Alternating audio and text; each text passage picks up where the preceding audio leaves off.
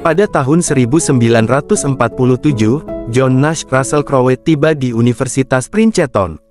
Ia adalah penerima beasiswa Carnegie yang prestisius di bidang matematika. Di saat yang sama, kita juga akan mengenal seorang Martin Hansen, George Lucas, yang merupakan rival atau saingan utama John.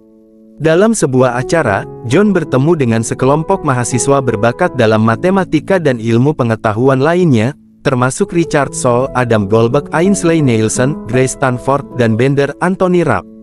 Selain orang-orang itu, ia juga bertemu, berkenalan, dan menjadi akrab dengan teman sekamarnya, Charles Herman Paul Bettany, seorang mahasiswa jurusan sastra. Sebenarnya, John sedang berada di bawah tekanan besar untuk menciptakan sebuah makalah yang akan menentukan di mana ia akan bekerja nanti. Deadline untuk makalah tersebut sudah sangat dekat dan profesor yang membimbingnya menolak untuk memberi perpanjangan waktu. Namun, John tidak menyerah karena ia sangat ingin menerbitkan sebuah makalah dengan ide dan isi yang orisinal. Akhirnya, inspirasi pun mendatangi John saat ia mengerjakan makalah tersebut di sebuah kedai. Sementara teman-temannya sedang membahas cara mendekati sekelompok wanita, Martin membangkitkan konsep ekonomi Adam Smith yang menganjurkan setiap orang untuk dirinya sendiri. Namun, John berpendapat bahwa pendekatan kooperatif akan menghasilkan peluang sukses yang lebih baik. Maka, John pun mengembangkan konsep baru yang mengatur dinamika ini dan berhasil menyelesaikan sebuah makalah tentangnya. Profesor pembimbingnya terkesan dan setelah mempublikasikan makalah tersebut dalam bentuk artikel, John menerima tawaran pekerjaan di Institut Teknologi Massachusetts. Beberapa tahun kemudian, John mendapatkan undangan ke Pentagon. Ia mendapat permintaan untuk memecahkan kode komunikasi dalam bentuk enkripsi. Dengan kemampuannya yang luar biasa, John bahkan mampu menguraikan kode ini hanya dengan berpikir. Keterampilannya ini membuat staf dan para ahli lainnya di tempat itu merasa takjub. Di sisi lain, John pun menangkap bahwa ada seseorang, yang sepertinya juga merupakan bagian dari departemen tersebut, tengah memperhatikannya. Diam-diam, John mulai merasa bahwa pekerjaannya di Institut Teknologi Massachusetts, sebagai pengajar, tidak dapat memuaskan hasratnya sebagai seorang peneliti. Ia pun merasa pekerjaan itu tak dapat lagi mengembangkan potensinya. Namun, semuanya berubah ketika seseorang bernama Parker Ed Harris menemuinya. John mengenali Parker sebagai seseorang dari Departemen Pertahanan yang pernah memperhatikan atau mengawasinya saat ia tengah memecahkan enkripsi di Pentagon. Parker menawarkan kepada John sebuah pekerjaan untuk mencari pola tersembunyi dalam majalah dan surat kabar untuk menggagalkan rencana Uni Soviet. Merasa pekerjaan itu memberinya tantangan lebih dan dapat memenuhi dorongan untuk membantu negaranya, John pun menerima dan mulai melakukan pekerjaan rahasia itu. Hari demi hari berlalu, selain mengajar, John pun memecahkan berbagai enkripsi dan mengirimkan hasil kerjanya secara berkala kepada Departemen Pertahanan melalui kotak surat rahasia. John merasa semakin terobsesi dengan mencari pola-pola tersebut, bahkan, ia mulai merasa bahwa dirinya kerap mendapat pengawasan saat memberikan laporan ke kotak surat rahasia. Sementara itu, John pun mulai memperhatikan seorang mahasiswa bernama Alicia Larde, Jennifer Connelly, sejak gadis itu mengumpulkan tugas darinya. Maka, keduanya pun saling mencintai dan mulai menjalin hubungan. Di sisi lain, ketika John kembali ke Princeton, ia bertemu dengan Charles dan keponakannya, Marcy Vivin Chardonnay. John menceritakan banyak hal kepada Charles, mulai dari hubungannya dengan Alicia, hingga pekerjaan rahasianya. Setelah mendapatkan saran dari Charles, John pun melamar Alicia dan keduanya menikah. Meskipun menjalani kehidupan rumah tangga yang harmonis, lambat laun John mulai merasa terancam oleh pekerjaan rahasianya. Semua bermula ketika John tengah mengirimkan hasil kerjanya dalam memecahkan enkripsi. Tiba-tiba, Parker menghampirinya dan membawanya berlari dari kejaran agen-agen Uni Soviet.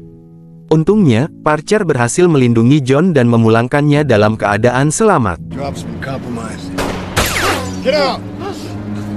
Namun, kejadian itu membuat John sangat ketakutan dan akhirnya menceritakan semua yang telah dijalani dan dialaminya kepada Alicia. Di sisi lain, William terus memaksa John untuk tetap berada di dalam misi dan melakukan pekerjaannya seperti biasa. Ketika John memberikan kuliah tamu di Universitas Harvard, ia merasakan kehadiran orang-orang yang ia yakini sebagai agen rahasia Rusia tengah mengawasi dan hendak menangkapnya. John berusaha untuk melarikan diri dari mereka, tetapi orang-orang itu berhasil menangkapnya dan membawanya ke hadapan Dr. Rosen Christopher Plummer di sebuah fasilitas psikiatri. Namun, John mengira dan meyakini bahwa Dr. Rosen adalah seorang pimpinan dari sebuah kelompok mata-mata Uni Soviet. Alicia mencari tahu lebih banyak tentang kondisi suaminya dan menemukan bahwa John mendapat diagnosis menderita gangguan skizofrenia paranoid. Dokternya, Dr. Rosen, menjelaskan bahwa Charles, Marcy, dan William hanya ada dalam imajinasi John.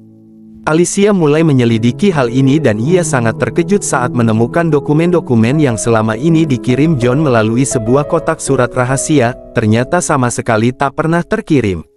Kemudian, John harus menjalani terapi kejut insulin hingga mendapat keputusan dari rumah sakit bahwa dirinya telah pulih. Akan tetapi, John merasa frustrasi dengan efek samping obat antipsikotik yang membuatnya tidak bersemangat dan pasif. Maka, diam-diam John berhenti mengonsumsi obat tersebut sehingga gangguan mentalnya pun datang kembali. Sosok Parcher mendatangi kehidupan John kembali. Tidak lama kemudian, Alicia menemukan sesuatu yang membuatnya menyadari bahwa gangguan mental suaminya kambuh kembali. Alicia bergegas pulang dan menemukan bayi mereka hampir tenggelam di bak mandi yang sudah terisi air tanpa pengawasan. John membenarkan tindakannya dengan mengatakan bahwa Charles sedang menjaga bayi itu. Alicia memanggil Dr. Rosen, tetapi John melihat bahwa Parcher sedang mencoba mencelakai Alicia. John berusaha mengusir Parcher hingga tanpa sengaja memukul Alicia dan bayinya. Alicia pun melarikan diri dari rumah bersama dengan bayinya, tetapi John dengan putus asa mencoba menghentikan mereka. Dalam situasi sulit, John menyadari bahwa Marcy, keponakan Charles yang selalu bersamanya, tidak pernah terlihat lebih tua sejak mereka bertemu 3 tahun sebelumnya. Akhirnya, John menerima kenyataan bahwa Parcher, Marcy, Charles, dan tokoh-tokoh lain dari pekerjaan rahasianya selama ini hanya ada dalam imajinasinya. Ia memutuskan untuk tidak melanjutkan pengobatannya dan meyakini bahwa ia bisa mengatasi gejala gangguan ini sendiri.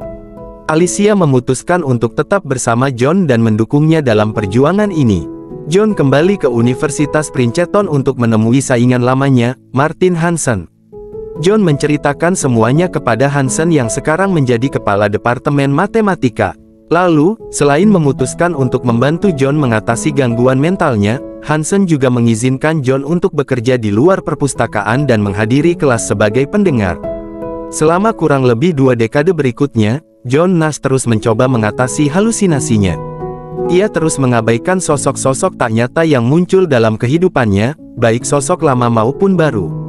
Hebatnya, John bahkan menemukan sebuah trik untuk memastikan apakah sosok yang ia temui benar-benar nyata atau hanya halusinasi. Akhirnya, pada akhir tahun 1970-an, John mendapatkan lisensi mengajarnya kembali.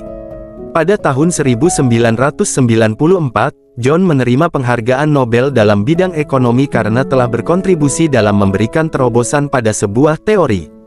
Ia pun mendapat pengakuan dan rasa hormat oleh rekan-rekan profesornya dalam momen yang penuh kebanggaan. Ketika John, Alicia, dan putra mereka meninggalkan auditorium di Stockholm, John melihat sosok Charles, Marcy, dan Parcher masih mengawasinya, sekaligus mengakhiri film A Beautiful Mind ini.